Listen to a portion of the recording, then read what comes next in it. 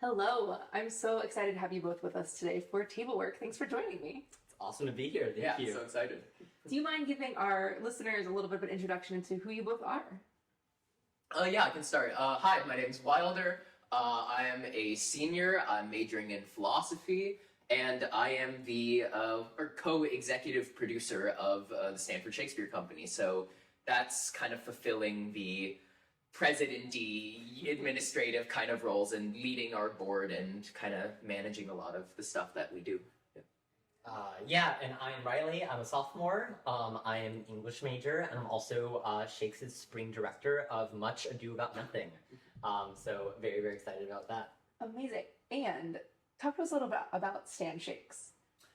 So we are the only student repertory theater company on campus, which means instead of auditioning for each different show, you just get to audition for us once in the fall, and then if we take you, then you're in for all 4 years. So we do a full slate of shows, 2 full-length productions. Don't have to be Shakespeare. I have pretty much only ever been Shakespeare, as well as a fall showcase. Our winter show, Two Noble Kinsmen, is actually going up in a couple weeks, so March 2nd, 3rd, and 4th, put that on your calendars. And so we make Shakespeare, we make theater, we all hang out, we have a lot of fun. It's just a great place to be on campus and a great community.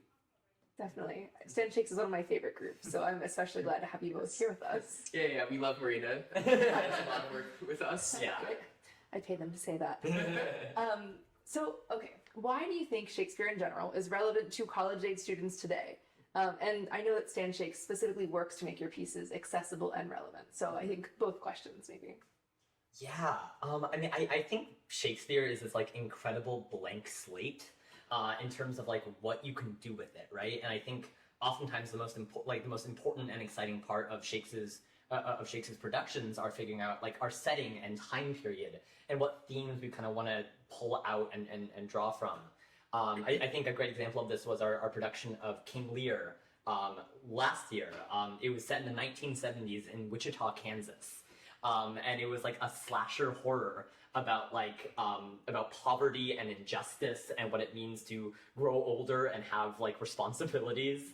And it was really cool to bring that to the modern day and kind of play off of those very modern fears and apprehensions. I agree with all of that. At the same time, I think there is a balance where there's this version of doing Shakespeare that's it's the classic joke of they're doing Shakespeare, but it's gangs in the 20s in Chicago, or they're doing but it's this or that. And we do still, I think, always start our work from drawing on the text. And one of the things I think that I really like about what we do is we definitely rearrange the text a lot, and we spend a lot of time kind of trying to mold it in ways that will be more accessible, but we never really abbreviate or kind of take away from the beauty of that original text. Our job is kind of, how do we take this text that is so obscure in a lot of ways to a modern audience and find the ways to present it so that meaning, because he has such just clarity in the emotions and thoughts and the depth of the human condition that Shakespeare's putting forward, and how we still draw that out. I think one thing in particular that's pretty specific to Shakes, we've kind of developed this very colloquial style to the way that we deliver lines and kind of think about scenes and character interactions in a way where, even though the text is so ancient, the relationships between characters ends up coming off as very, very modern and contemporary, and I think that's really, really cool. And I also think that sentiment and that kind of belief and approach to the text is reflected in our rehearsal process. I mean, usually the first 2 or 3 weeks of any given show are spent reading through the text and talking about how characters might know each other and what was happening before the events of the show, and kind of building up that rich kind of backstory and lore. And even if the audience doesn't always see that, just us having those relationships on stage, I found to be something that's incredibly powerful, and I feel deepens my own relationship with these texts and these stories and these themes. Definitely. Well, so I love so much of your company and how you're bringing Shakespeare to students, and also just the way you approach it, like in this colloquial style, but in this really deep respect for that there's something about the relationships that are written there that's really exciting. In addition to, and I think this was sort of woven through some of what you just said, but are there other things that you feel about Shakespeare specifically that like speak to students besides the relationships and besides some of the other things that you've mentioned?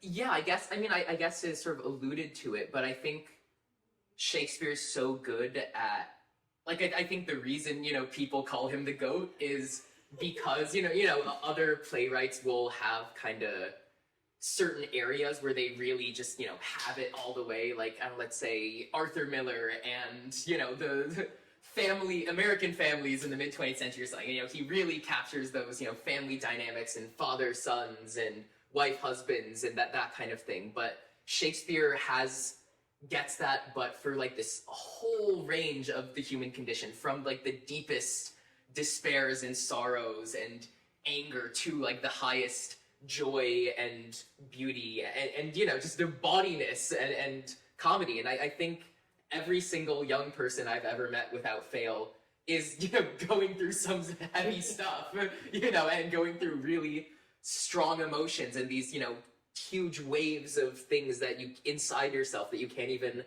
fully articulate or understand. And I think that is entirely what's going on in Shakespeare. But there is this disconnect that like happens, and at some point early on, often, you know, in high school or even before then, that kind of connection to it gets severed, and from then on it stays as this alien thing, when I think everything that is there in the text is so familiar to people, and young people especially. Yeah. Yeah. No, thank you for mentioning. I think that severing is really interesting, because I think a lot of people gesture to, well, I had to read it at this time, and then nothing's been the same. I haven't liked it as much since, or something like that. But let's talk specifically about Julius Caesar. So, TAP's main stage. Do you have favorite moments or characters from Caesar that you want to share with people that are listening? Maybe things that might prime them to come. And I think spoilers are fine. I think most people understand a little bit about the plot that's going to be unfolding. I mean, it's just such a recent news story. I'm so worried that people haven't had a chance to really take it in. Discussion. You can. Okay. Yeah. I mean, I think the obvious answer for me is the character of like Brutus. I mean, he kind of becomes the kind of unwilling hero / anti-hero / antagonist. And I think what's so exciting about it is in every production I've ever seen, like, they have a different take on who Brutus is and how the audience is supposed to feel about Brutus. And so, like, I'm very excited to see what TAPS does. And I also think just like thematically, like, Brutus is coming from a very interesting area of kind of this being this like stubborn idealist who really commits to what he believes in and stands by it. And, like, you know, his plan happens halfway through the show. Like, he succeeds, he kills Caesar, and the rest of the show is like dealing with the fallout of that. And I feel like that's the thing that we don't often get in stories like this, is not only seeing like the goal, but the fallout from that goal, and getting to kind of learn from that, and how those characters kind of handle what they do after they've like achieved what they believe in. Yeah, I definitely Brutus speaks to me a lot. I think one moment that I'm always really, really moved by in Caesar comes near the end. Sort of Caesar's ghost reappears to Brutus right before this kind of final climactic battle where their whole plans will either succeed or fail. And I'm always very interested by the way that, like, it could have turned into a whole thing, you know, where we get, like, I mean, in comparison to, let's say, the ghosts in Macbeth or the ghost in Hamlet, where it turns in, you know, it becomes this huge moment of interrogation for this conflicted protagonist. And instead, the ghost, you know, Caesar just says something, he's like, I'll see you tomorrow. And then Brutus just kind of goes, yeah, okay. And then the ghost leaves, and that's kind of the scene. And I'm always so struck by, you know, what is going on in Brutus's soul and mind at that moment, and what it means to have kind of given up fighting the ghost, you know, the fighting that encounter with death or with oblivion or whatever it is, or with failure in a sense. and just the way that Brutus kind of takes it in stride and then enters that final act, I think, is really, really powerful to me. Yeah. Oh, excellent. I mean, and I just love your thinking about the ghosts across different shows, or Shakespeare plays, rather. I think that's really fascinating. Shakespeare wrote Hamlet after writing Caesar, and so in some ways people refer to Brutus as like a proto Hamlet in a lot of ways. Like, you're like with some of the same things, but differently, like working towards the Hamlet version. So I love getting to think across the plays like that. Are there other moments or things in Caesar that are particularly interesting to you? We talked a little bit, listeners, before this about some things that maybe are, at least I said some things that are less interesting to me about right, we've seen adaptations that have been about different political figures. So maybe this can also lead us into if there are adaptations of Caesar or versions of Caesar that you've seen or are interested in. Yeah, I'm kind of two minds about the Caesar relevancy. I think there's one reading where you could say Caesar is a play about a bunch of people who are living in a society that is kind of really just sort of falling apart at the seams, and about how they try to take radical action, or they're trying to like take action to confront that and stop it somehow, but perhaps end up only really leading to more chaos and instability. And I mean, right there, there's maybe a reading where you could read into that and our present moment, and maybe the way that we try to almost, focus on, like you're alluding to, let's say a figure like Trump, or if you're on the other side of the aisle. I don't know how many conservative TABLEWORK listeners we have out there, but you use a figure like Biden or whatever, and you say, oh, this person is the problem, and if we just get rid of them, then everything will be solved. And much like in real life or in Caesar, the actual problems at the root of it, like let's say the class of senators and patricians in the first place who are still kind of running things, and it's just like 100 dudes in a room, instead of one guy, but like it's still not really creating a functioning society. And in that way, I think Caesar is kind of about this failure to address maybe the larger things that are going on, and in some ways the failure of reading history just as a series of individual actors, and the consequences of history just as a result of those actors being goodies or the bad guys, Yeah, I think there's a whole lot in there. For sure. Yeah, I mean, I think Caesar is like such a politically charged show, and so I think it's often easy to kind of default to focusing all that on one figure, one idea, one conflict. And I've always found, I mean, I haven't seen a ton of like productions of Caesar, but in all of my favorites, it's always been like they are placed in a situation or a context. And that's what like drives this story. It's not so much about like a single individual, but about the state of a culture or a society that leads to the events of this show, and the necessity for that one person to make that choice, right? Yeah. Yeah, I'll say I think there's one thing that Caesar definitely doesn't do, which is give any answers. Like I hope I don't think anyone should do. I mean, I haven't seen this particular Taps production. Obviously no one has, but I'm not sure it's a play that actually tells you, gives you a good answer on how to navigate times like these. But it definitely keeps you up at night about it, which is hopefully maybe the first step.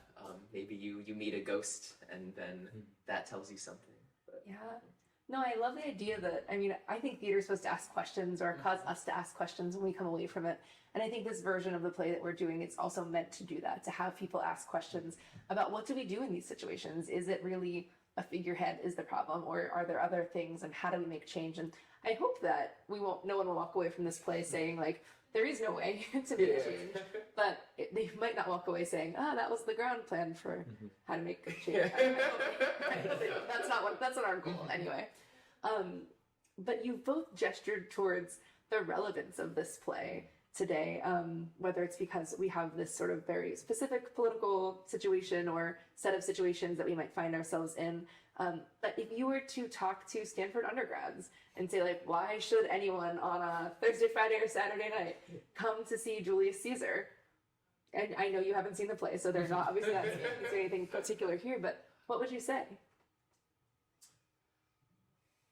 I would say that it is one, just a dang good show, and I think just on a pure level, I don't think you will be bored by any means. I think that everything I've been hearing, we've got some good friends of ours who are helping assistant direct, starring Brutus is a good friend of both of ours, and it just sounds like so much work has been going into this show, and so it sounds like such a dynamic and very, like, there's a lot of crazy cool stuff going on, and so from deciding purely that level, you will definitely be entertained, but I think you will also, I don't know, I think that these kinds of questions we've been talking about it's not just a particular group or of like Shakespeare aficionados who are like, oh, this feels really relevant. I think pretty much every single person my age who I've talked to, either at Stanford or even outside of this Stanford bubble, they are kept up at night by these kinds of questions, and they do feel this acute sense of being kind of an individual actor who's caught up in a series of problems, whether you want to call that climate change or whether you want to call that, gun violence or police brutality or the failing political class or whatever it is, and you're kind of confronted by the overwhelming complexity of all these things, and you have to ask yourself, how am I, as this, individual character, quote unquote, going to try to even begin to address those? And I think that Caesar is an incredibly potent piece of work for helping to think about that. Yeah, I mean, I think the thing I keep coming back to, and this applies to Caesar, but I think also applies to all of Shakespeare's works, is this idea of, like, there are so many stories today that are so influenced by, Shakespeare's works, right? Like, I still watch, like, modern TV and movies all the time. I'm like, oh, that's Benedict and Beatrice. That is Romeo and Juliet, right? Like, these stories are still very relevant and are being told and retold, just all of the time. And so I think just for the sake of getting a look at where that all started, I think is inherently I think that there's value in that, and kind of recognizing that, like, these stories that we're still seeing today are part of a long tradition of people thinking about issues like this and stories like this and characters like this and what we do with them. And how they can be restructured and reconfigured to feel relevant to us. Yeah. It's very exciting. Thank you for those answers. We have not much time left, but I would like to open it up. Is there anything we haven't talked about today that you both, in your Shakespeare knowledge, your Caesar knowledge, or excitement for the play, insider scoops that you have because you're friends with some of the cast and assistant directors, anything you want to add? I was sharing an anecdote before we started recording that there's a John Mulaney bit on SNL where right he makes this joke about like wouldn't it be funny if we still stabbed people in the Senate, right? And he joked that he had to talk to 2 lawyers before he made that joke, and I think like that speaks to the relevance of like this story about Caesar, that like, a stand-up comedian on Saturday Night Live on national television is like still worried about invoking the power of a story like this. And like I think like obviously it's a silly situation to be placed in, but I also think like if you zoom out a little bit, it's like it's kind of intriguing, and I think again, like seeing this production of Caesar or any production of Caesar kind of helps us to better understand why exactly that is. Yeah. That's very true. Yeah. I thought when you started gesturing at the anecdote, I was like, Riley. No. You do compare yourself to John Mulaney a lot. No. Excellent. I mean, I think ending on a John Mulaney anecdote is a pretty strong place for us. And thank you both just for being in conversation. I feel really excited after talking to you both, and I'm getting to work on the play, which I'm excited about in different ways too.